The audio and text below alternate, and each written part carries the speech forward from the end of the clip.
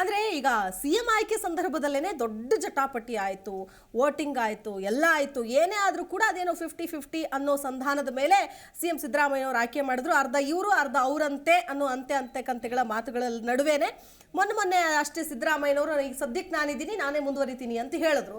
But ಈಗ ಅವರ ಮಗ ಇಂಥದ್ದೊಂದು ಪ್ರಶ್ನೆಯನ್ನು ಹುಟ್ಟುಹಾಕಿದ್ದಾರೆ. ಏನು ಹೇಳ್ತೀರಿ, ಏನೆಲ್ಲ ಬದಲಾವಣೆಗಳಾಗಬಹುದು ರಾಜಕೀಯ ಸೂತ್ರದಲ್ಲಿ, ಅದರಲ್ಲೂ ವಿಶೇಷವಾಗಿ ಕಾಂಗ್ರೆಸ್ನಲ್ಲಿ ಅಂತ? ನಾವು ಕಾಂಗ್ರೆಸ್ ಸ್ಟ್ರಾಟಜಿನ ಒಂದು ಸ್ವಲ್ಪ ಸ್ಟಡಿ ಮಾಡ್ತಾ ಹೋಗಿ ಈ ಹಿಂದೆನೂ ಸಹ DK ಶಿವಕುಮಾರ್ ಸಿದ್ದರಾಮಯ್ಯ ನಡುವೆ ಜಗಳ ಇದೆ, ಅವರಿಬ್ಬರ ನಡುವೆ ಮನಸ್ತಾಪ ಇದೆ, ಹಂಗೆ ಹಿಂಗೆ ಅಂತ ಎಲ್ಲಾನು ಮಾತಾಡ್ತಾ ಇದ್ರು.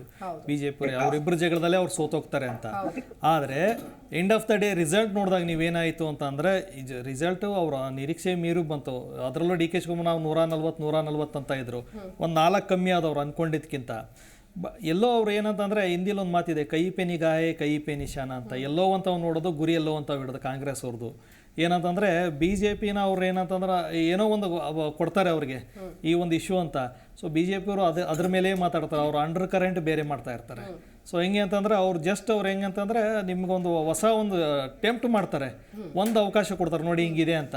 ನೀವು ನಿಜ ಹೇಳ್ಬೇಕಂದ್ರೆ DK ಶಿವಕುಮಾರ್ ಸಿದ್ದರಾಮಯ್ಯ ಯಾವಾಗ ಅವ್ರ ಮೇಲಿದ್ದಂಥ ಕೇಸ್ಗಳು ಸಚಿವ ಸಂಪುಟದಿಂದ ವಾಪಸ್ ತೊಗೊಂಡ್ರು, ಅವ್ರ ಬಾಂಡಿಂಗ್ ಇನ್ನೂ ಚೆನ್ನಾಗಿದೆ. ನೀವು ಅಬ್ಸರ್ವ್ ಮಾಡ್ತಾ ನೋಡಿ, ಅವ್ರ ಸ್ಮೈಲ್ ಕೊಡೋದು, ಅವ್ರ ಸಿಗ್ನಲ್ಗಳು ಎಲ್ಲ. BJP ಅವರು ಇದನ್ನ ಹೇಳಿದ್ರೆ ಬಹುಶಃ ಹಂಗ ಅನ್ಸ್ಬೋದಿತ್ತು. ಬಟ್ ಯತೀಂದ್ರ ಅವರೇ ಹೇಳಿರೋದ್ರಿಂದ ಇಲ್ಲಿ ಯಾರು ಹೊತ್ಸಿರೋ ಬೆಂಕಿ ಅನ್ಕೋಬೇಕು ಅಂತ ನಾವು.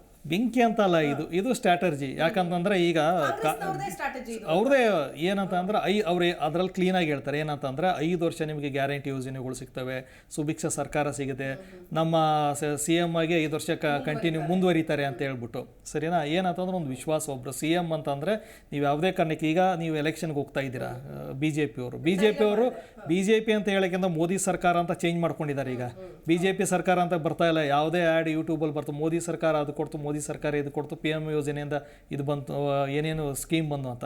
ಸೊ ಎಲ್ಲಿ ಏನಂತಂದ್ರೆ ನಿಮಗೆ ಪ್ರೊಜೆಕ್ಷನ್ ಆಗಬೇಕಾಗಿರೋದು ಏನು? ಮೋದಿ. ಸರಿನಾ? ಮೋದಿ ಗೆಲ್ಲಿಸ್ಬೇಕಾಗಿರೋದು. ಯಾಕಂತಂದರೆ ಜನ ಈಗಲೂ ಸಹ PM ಅಂತ ಬಂದಾಗ, MP ಎಲೆಕ್ಷನ್ ಬಂದಾಗ BJPನಾಗಿಂತ ಮೋದಿ ಮುಖ ನೋಡಿ ಓಟ್ ಹಾಕೋದು.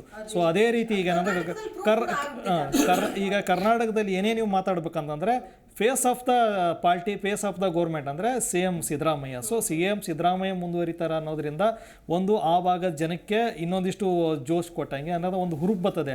ಹೌದಪ್ಪ, ಸಿದ್ದರಾಮಯ್ಯ ಅವರು ಇನ್ನೂ 5 ವರ್ಷ ಕೊಡ್ತಾರೆ, 5 ವರ್ಷ ಈ ಸ್ಕೀಮ್ಗಳು ನಮ್ಗೆ ಸಿಗ್ತವೆ. ಹಾಗಾಗಿ ನಾವೇನು ಮಾಡ್ಬೋದು ಅಂತಂದರೆ ಅವ್ರಿಗೆ ಇನ್ನೊಂದಿಷ್ಟು ಬಲಪಡಿಸಿ ಅವ್ರ ಕೈನ ಅಂತ ಹೇಳ್ಬಿಟ್ಟು ಅವರು ಕ್ಲಿಯರಾಗಿ ಹೇಳ್ತಾರೆ.